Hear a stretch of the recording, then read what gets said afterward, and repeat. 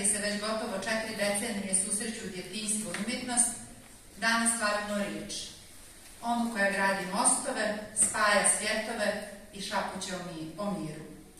Festival Susreti po Starom Maslinom oduvijek je bio dom stihovima koji mirišu na djetinjstvo, na prve snove i prve slike koje dijete u sebi nosi.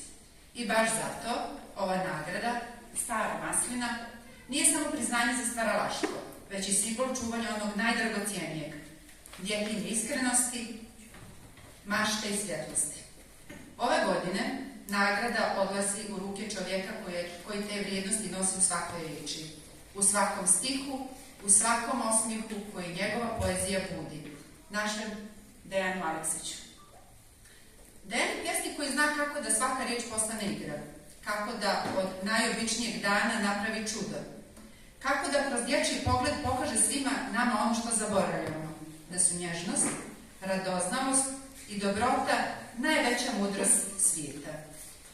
Njegova poezija ne samo da oslikava djetinjstvo, već ga čuva i štiti, kao stara maslina što čuva kamen, zemlju i korijen iz kojeg sve počinje.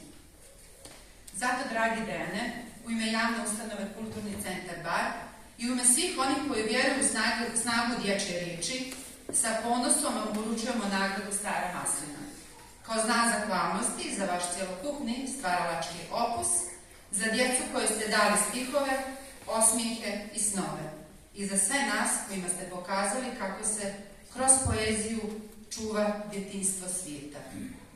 Hvala vam što ste dio naše priče, što ste svojim stihovima obogatili ovaj festival i što baš kao i maslina trajate, čuvate i darujete mir.